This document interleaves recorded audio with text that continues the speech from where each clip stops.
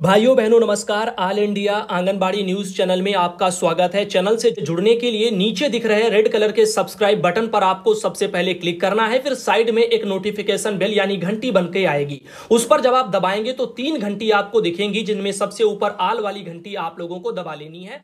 All India anganwadi news channel की आज शाम की सच्ची खबरों में आप सभी आंगनबाड़ी सेविका सहायिका मिनी बहनों का स्वागत है। भाइयों बहनों, वीडियो को पूरा देख करके जाना। आज का वीडियो थोड़ा सा स्पेशल होने वाला है। सबसे पहली जो खबर आप देख रहे हैं ये बिहार के भागलपुर जिले से निकल के आ रही है और यहां पर जागरण में ये खबर प्रकाशित की गई है। सुनकर के आपकी भी जो है हंसी नहीं रुकेगी। लिखा है 19 महीने में आड़ी बाड़ी हुआ पानी पानी। तो आपको बताना चाहेंगे ये शब्द इसलिए ज्यादा मशहूर हो रहे हैं क्योंकि आपने कुछ समय पहले देखा था एक वीडियो, एक छोटा सा बच्चा जो आंगनबाड़ी में पढ़ने के लिए जाता है और उसके आधार पर बोल रहा था आड़ी बाड़ी जो है बोल रहा था। तो ऐसे में काफी जो है ये चर्चाओं का विषय बना हुआ है सोशल मीडिया पर। तो इसमें लिखा है आईएएस राहुल कुमार हैं, इनके सामने दीवारों की मजबूती की दी थी यहां पर मिसाल, और अब वो जो है मिसाल धरी की धरी रह गई है। आइए देखते हैं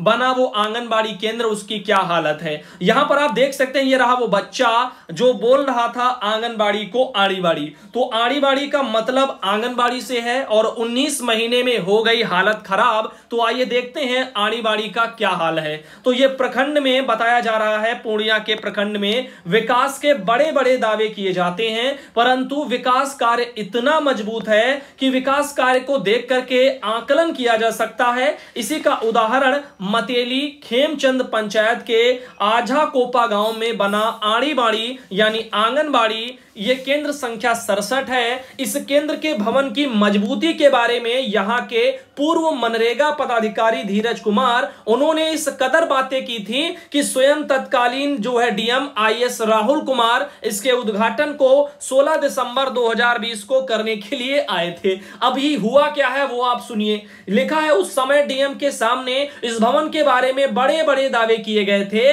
और डीएम भी इस भवन को देख करके काफी खुश हुए थे, लेकिन यह किसी को भी पता नहीं था कि डीएम के जाते ही इस भवन की दीवार बालू की तरह जो है यहां पर दरकती चली जाएंगी। जगह जगह जो है प्लास्टर झड़ने लगेगा, किचन में लगी टाइल्स उखड़ जाएंगे। कुल मिलाकर आड़ी बाड़ी अब पानी पानी हो गया है। तो ऐसी नौबत बिहार के वहां पर आ गई है। अब आप सोच रहे हैं ये है सरकारी काम, जो पैसा तो इन कामों के लिए बढ़िया आता है, लेकिन जो चीजें लगती हैं वो मानक के अनुसार नहीं लगती हैं, घटिया मटेरियल लगता है। और ऐसे में ये चीजें जाते ही अधिकारियों के उद्घाटन के बाद ही पीछे से गिरना शुरू हो जाता है। लिखा इस भवन के उद्घाटन को महज 19 महीने ही बीते हैं। इससे समझा जा सकता है कि विकास किसके लिए होता है। जब इसकी शिकायत की गई तब दरकती दीवारों को प्लास्टर से ढकने की कोशिश की गई, लेकिन बालू की दीवार को कैसे सही रूप से संभाला जा सकता है। इस संबंध में यहां के ग्रामीणों ने बताया कि सरकारी काम अब आम आदमी के लिए कहां हो रहा है, बस अब विकास के बहाने लूट हो रही है।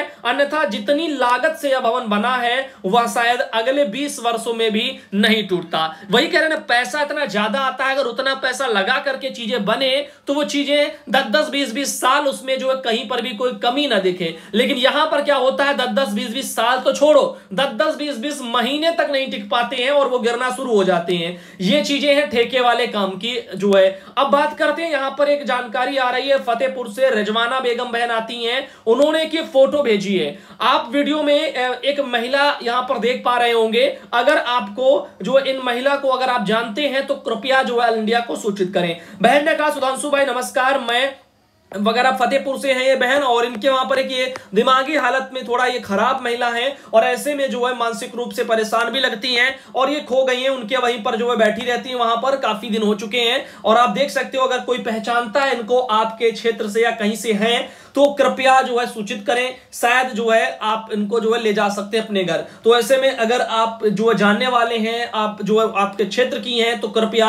जानकारी साझा करें। वहीं पर आप देख सकते हैं इनका एक यहां पर एक ये मैसेज आया, एक बहन है जो कि राजस्थान के जयपुर से आती हैं। इनका कहना है कि हमारा मकान किराया कब तक आएगा। तो देखिएगा यहां पर आपने ना ही जिला बताया, ना ही आपने ब्लॉक परियोजना कुछ बताया, ना ही आपने नाम बताया। अब इस तरह से आपके मैसेज करने का तात्पर्य कोई जो है फायदेदार नहीं रहा। अब आपने जिला बताया होता, परियोजना नाम कुछ बताया होता, तो कम से कम ऑल इंडिया से आवाज ही लगती कि आपके क्षेत्र का ये हाल है, वहां पर बहनों का मकान किराया नहीं पहुंच रहा है। अब ऐसे में बताओ इन चीजों को लेकर के क्या और कितना कहा जाए और कैसे आवाज लगाई जाए। साथ ही साथ आप देख रहे हैं यहां पर, आप देख पा रहे होंगे एक ये दिक्कत पोषण ट्रैकर पर हो सकता है आप में से काफी बहनों को आ रही हो। एक बहन ने कहा कि डेली जो है हम जो है गृह भ्रमण करते हैं, उसके बाद में वो जो कॉलम है ना वो डेयरी वाला, उसमें वो शो करने लग जाता है। यानी कहने का इनका तात्पर्य है, मान लीजिए 8 जुलाई का, मान लीजिए कल का कोई इनका लाभार्थी, जैसे कि यहां पर जो है एक ये जो है लेडीज है, अब इन्होंने जो है यहां पर इनका 8 जुलाई को भरा, अब ये 8 जुलाई के बाद डेयरी वाले ऑप्शन में इनका शो कर रहा है, जबकि इन्होंने कल जो है गृह भ्रमण किया था, भर दिया था, सब कुछ हो गया। ऐसे देखिए यहां पर एक ये लड़का है, इसका उन्होंने जो 8 जुलाई को किया, अब 8 जुलाई को किया, उसके बावजूद भी आज 9 तारीख को इनका ये देर वाले ऑप्शन में शो कर रहा है। तो ये चीजें क्यों है कि गृह भ्रमण करने के बावजूद भी वो देर वाले ऑप्शन में क्यों शो कर रही हैं, ऐसा इनका कहना है। इस पर कोई भाई बहन कुछ कहना चाहते हैं तो हमें जानकारी व्हाट्सएप कर सकते हैं। उसके अलावा प्रमिला देवी बहन है जो कि बलिया से आती हैं और इन्होंने कहा है, सुधांशु भैया नमस्कार, मैं बलिया जिले ब्लॉक वगैरह बांसडीह उत्तर प्रदेश से हैं और 102 इनके लाभार्थी हैं, जिनमें से 88 बच्चों को वो वेरीफाई कर चुकी हैं, वो भी माता का आधार कार्ड लगा करके। तो आप में से भी काफी भाई बहन वेरिफिकेशन को लेकर के काफी परेशान होंगे, काफी लोगों का नहीं हो रहा होगा। तरह तरह से बहनें तरह तरह से बातें करती हैं। कुछ बहनें कहती हैं फीडिंग करो, तो फीडिंग नहीं होती है, डिलीट वाले ऑप्शन में जाकर के वो जो है स्टोर हो जाता है और फीडिंग नया लाभार्थी नहीं जुड़ता है, ऐसा उनका कहना है। जबकि कुछ बहनों ने कहा कि डिलीट वाले में जाकर के डिलीट कर दो, वहां से रिमूव कर दो, हट जाएगा, उसके बाद आपका शो करने लग जाएगा 24 घंटे 48 घंटे बाद। अब जो भी है, बाकी देखिए ये बहनें हैं, अब इनको तो कोई दिक्कत नहीं है, इनका वेरीफाई भी हो गया, सब कुछ कर रही है, अच्छे तरीके से हो रहा है। इनके अलावा आप देख रहे हैं तारा देवी बहन आती है श्रावस्ती से और इन्होंने कहा, सुधांशु भैया नमस्ते, मेरा नाम तारा देवी है, जिला इनका श्रावस्ती है और यह जानकारी चाहती हूं कि 2021 में पीटी का जो पेपर है वो उन्होंने दिया था, 16% उनके वहां पर जो है परसेंटाइल आए हैं पीटी में, और इस बार भी फॉर्म उन्होंने भर दिया है 2022 की पीटी के लिए। बाकी कहना है कि सुपरवाइजर में कोई दिक्कत तो नहीं होगी। तो आप सब बहनें, पहले भी मैं बता चुका हूं, आज फिर कह रहा हूं, जो भी बहनें जिन्होंने भी पीटी पिछली बार 2021 का पेपर दिया था और पेपर देने के बाद में जिनका 1 नंबर 2 नंबर 3 नंबर या 0 नंबर यानी कि पॉजिटिव में हो, भले 0 हो, 1 हो, 2 हो, 3 हो, 4 हो, 10 हो, 20 हो, 50 हो, 60 हो, 70 हो, जितने भी आपके नंबर परसेंटाइल आए हैं, अच्छी बात है, कितने भी हो कोई दिक्कत नहीं, हो जाएगा, फॉर्म पर जाएगा। लेकिन ध्यान देना, जिनका जो है यहां पर नंबर अगर माइनस में चला गया है नॉर्मलाइजेशन होने के बाद में, तो वहां पर उनका नहीं होगा। कहने का तात्पर्य हुआ कि नॉर्मलाइजेशन के बाद में रिजल्ट आया, नॉर्मलाइजेशन होकर के उसमें जिसके नंबर माइनस में है वो किसी काम के नहीं है। जिनका भले 0 हो या 1 हो या 2 हो या 3 हो या 4 हो या 10 हो, 50 हो, 20 हो, कुछ भी हो, वो सब फार्म भर सकते हैं। तो आपका 16 परसेंटाइल है तो आप भी फार्म भर सकती हैं, कोई टेंशन की बात नहीं है। अगर आपने 2021 का पीटी दिया, अब 2021 के अलावा जो सोच रहे हैं 22 का पीटी हम भरेंगे और दे देंगे, रजिस्ट्रेशन नंबर आ जाएगा और फॉर्म अप्लाई कर देंगे, तो देख लेना मुश्किल है, जो हो जाए आखिरी में जब आपका छटनी होकर के निकाल दिया जाएगा, इस बात का ध्यान देना। तो फायदा कुछ होने वाला नहीं है। अब एक चारा है कि ये भर्ती भले ही रोक दी जाए, 1 साल बाद निकले, क्योंकि इस भर्ती को रोकने का सबसे मेन जो कारण है वो है उत्तर प्रदेश में 2017 से आंगनबाड़ी बहनों का जो प्रमोशन होना था, प्रक्रिया प्रस्तावित है, उसका पूरा ना होना। बिना प्रमोशन के पहले पूरा किए भर्ती सीधी नहीं निकाली जा सकती है, ये गलत है और इसीलिए बहनें चाहती हैं कि पहले प्रमोशन हो, बाद में भर्ती आए। तो हो सकता है वो प्रयास करें और उसके कारण भर्तियां शायद लटक जाएं या आगे बढ़ जाएं। अब आगे बढ़ने से भी काफी दिक्कतें आएंगी, हो सकता है कि केवल भर्तियां आगे बढ़ जाएं, लेकिन पीटी 2021 का वो निकाल चुके हैं नोटिफिकेशन कि 21 का ही मान्य होगा, तो क्या आगे आने वाले समय में जब भर्ती आएंगी 2021 का ही मान्य होगा या फिर जो है 2022 का तब तक पेपर हो जाएगा सब कुछ, तो क्या वो मान्य हो जाएगा? अब इन चीजों पर मुद्दे आगे के लिए ये छूटे रहेंगे। अब जो भी होगा फ्यूचर में वो तब बताया जाएगा। अभी जो आदेश में आया है वो मैंने आप सबको बता दिया।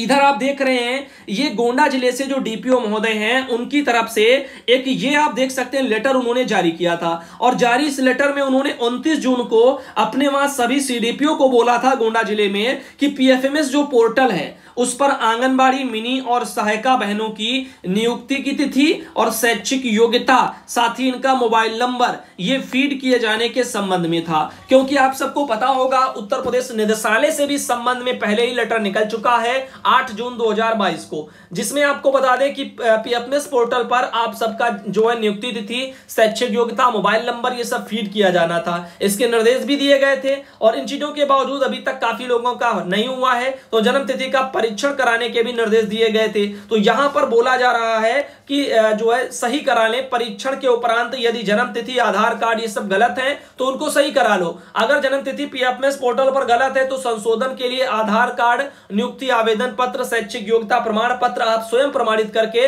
कार्यालय को उपलब्ध कराएं। संशोधन के लिए निदेशालय प्रेषित करें और फीडिंग वगैरह कराने जाने के लिए हेल्पलाइन जो है यानी हेल्प फाइल इस पत्र के साथ भी संलग्न करें। तो जिनका भी संशोधन होना है पीएफएमएस पर, मान लीजिए डेट ऑफ बर्थ या जिसमें भी, तो उसके लिए अपने प्रपत्रों को लगाओ जिसके आधार पर सही करना है और इस चीज को लेकर के आपको आगे चीजें करनी है। तो ये सब बातें यहां पर बोली जा रही हैं और ये डीपीओ लोगों ने जो है काम सीडीपीओ पर सौंपे हैं। अब सीडीपीओ इस मैटर को कितना गंभीरता से लेते हैं, ऐसे कामों को, जिनकी ऐसी बहनें जिनके सामने दिक्कत है, क्या उनकी समस्या समाधान करवा पाते हैं या नहीं, या फिर लापरवाही बरत के चीजें ऐसे ही जैसे अभी तक चलती आ रही हैं वैसे ही चलती रहेंगी। और जो बहनें परेशान हैं अपनी इन समस्याओं को लेकर के, क्या उनकी समस्या का समाधान होगा या जो है ज्यों की त्यों बनी रहेंगी। वहीं पर ये रुक्मेश्वरी बहन आती है अयोध्या से और उनके द्वारा एक फोटो भेजी गई थी, और ये आती है मासूम बानो कौशांबी से, उन्होंने भी अपने वहां से एक फोटो भेजी थी। साथ ही साथ पूनम जायसवाल बहन आती है देवरिया से, वहां से भी एक फोटो आई है। और ये हेमुन्नी बहन शाहजहांपुर से, उन्होंने भी फोटो भेजी। और सुधा बहन आती है सिद्धार्थनगर से, उन्होंने भी भेजी है। लास्ट में